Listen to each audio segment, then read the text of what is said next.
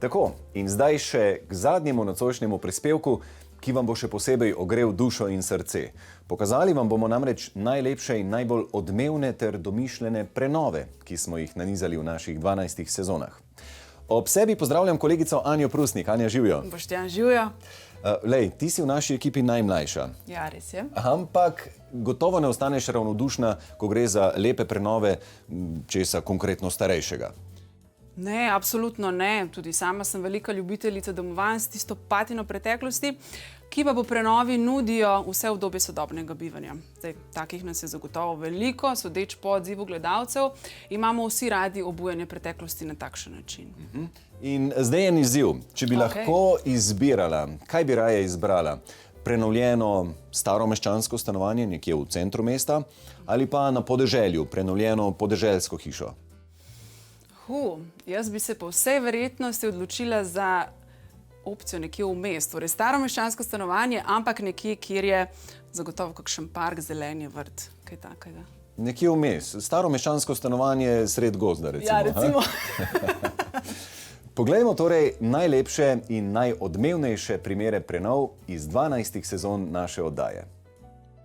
Podali se bomo po obrisih slovenske meje. Od Krasa, Triglavskega narodnega parka, preko Goričkega, Kozjanskega, pa vse do Loškega potoka, po najbolj perifernem slovenskem podeželju, kjer je marsikdo v nižjih cenah starejših zapuščenih domačij prepoznal potencial za počitniško hiško ali stalni dom.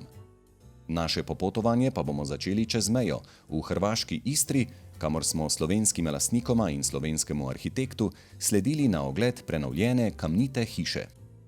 V staro istrsko hišo, nekdanjo šolo in kasneje kmetijo, popolnoma zaraščeno in od vlage načeto, sta se na prvi pogled zaljubila zakonca Vintar. Hiša ima neko posebno dimenzijo, sva modrovala z arhitektom, ki jo vsi obiskovalci pa še posebej občutijo kot harmonijo svetlobe, geometrije, materialov in duhovne živosti. Je kamnita in težka, a vendar lahkotna, dinamična in okretna, odzivna in sočutna. Tako svojo prenovljeno istrsko hišo v knjigi o njeni prenovi opišeta njena solastnica Jelka Vintar in arhitekt prenove Dimitrij Jeraj. Tradicionalne kamnite hiše so posebej privlačne tudi za investitorje, ki iščejo prostor za atraktivne turistične nastanitve. Vilma Penko je tako na Krasu, v srcu vasi Pliskovica, kupila star, razpadajoč, le 28 kvadratnih metrov velik hlev in na koncu niza tipičnih kraških vrstnih hiš. Projekt njegove prenove je ostal kar v družini, saj ga je prevzela hči Lucija Penko, arhitektka, v sodelovanju z mentorjem Rokom Žnidaršičem.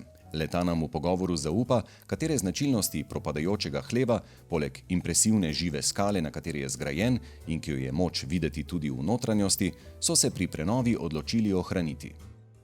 V glavnem tiste, ki smo jih najdeli takrat, ko smo prvič prišli na objekt, in ki so nas pravzaprav začarali s svojo prisotnostjo, na nek način materialnostjo ali pa neko provokacijo pravzaprav. Niso pa samo prazni hlevi tisti, ki ponujajo možnost prenove v bivalni objekt. Nedaleč od Bohinjskega jezera se tako nahaja Skedenj, tradicionalna znamenitost slovenskega podeželja, za katerega, sodeč po njegovi nespremenjeni zunanjosti, ne bi niti rekli, da je preobražen v počitniški dom.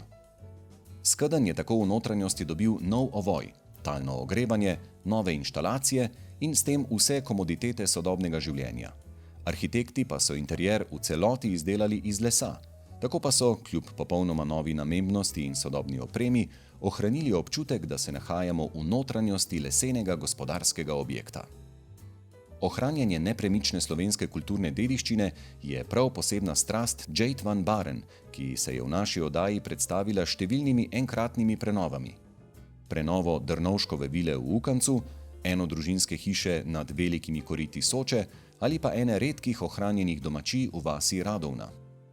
Domačijo, ki je za slovensko zgodovino še toliko pomembnejša, saj je kot ena redkih preživela požig vasi izpod rok nacističnih vojakov med drugo svetovno vojno, je oblikovalka v zunanjosti popolnoma obnovila v tradicionalni gorenjski maniri. Hišo je povsem odprla, sodobno opremila in sama se rada pošali, da je zasnovala atraktivno alpsko pribežališče za samega agenta 007 Jamesa Bonda. Pa se premaknimo iz skrajno severozahodnega na skrajno severovzhodni del Slovenije, na Goričko.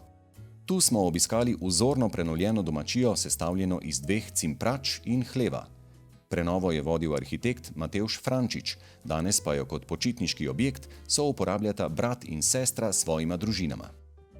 Obe cimprani hiši so obnovili skladno s stavbno tradicijo, zamenjali so nagnite kose lesa, hišo izolirali in na novo ometali.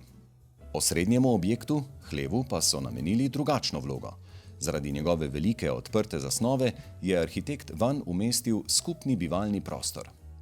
Verjetno najzanimivejši del tega vikenda je, da je pot zvečer od mize, od tople mize oziroma od toplega kamina v toplo posteljo po hladnem. Ti posamezni objekti med sabo niso povezani s hodniki, ampak si se prisiljen srečati z naravo in s temperaturami, ki so takrat prisotne. Poleti je to zelo lahko vroče, pozimi pa lahko zelo mraz. Na Kozjanskem pa smo našli staro zidanico, ki je bila pred kratkim popolnoma prenovljena v bivalni vikend. Prvi trenutek, ko smo videli tisto staro hišo, na kako lepi lokaciji stoji, pa kako v bistvu je nesrečno že prezidana, ker je imela dolgo zgodovino. Nekako smo prišli do tega, da je najpametnejša odločitev, da se tisti kasneje prezidan del nadstropja te hiše podre. Tisto, kar je pa res prvotno in prvinsko bilo, se pravi ta vinska klet v pritličju, pa jo obdržimo. 200 let stara vinska klet je tako ostala kot temelj za lahko leseno nadstropje, ki se z velikimi odprtinami odpira na vinograd in omogoča lastniku, da si obdan z naravo odpočije oči in duha. Na skrajno južnem koncu Slovenije, na koncu dolge gozdne poti, ki iz Loškega potoka vije proti hrvaški meji, pa se za konec ustavimo še pri Evi in Aljažu, ki sta si tu, v stari leseni kajžarski hiši, uredila svoj dom. Počasi ga prenavljata, skladno s tradicionalnimi tehnikami, svojimi ekonomskimi zmožnostmi ter z materialom, ki jima ga ponuja njun gost. Veliko časa iščeš svoj prostor pod soncem, ne veš, kam se obrniti, kako se počutiti. In potlej najdeš prostor, kjer bi rad bil. In ko si v tistem prostoru, ki te ne bremeni, ampak te plemeniti na svoj način, ne čutiš potrebe, da bi rabo kam iti.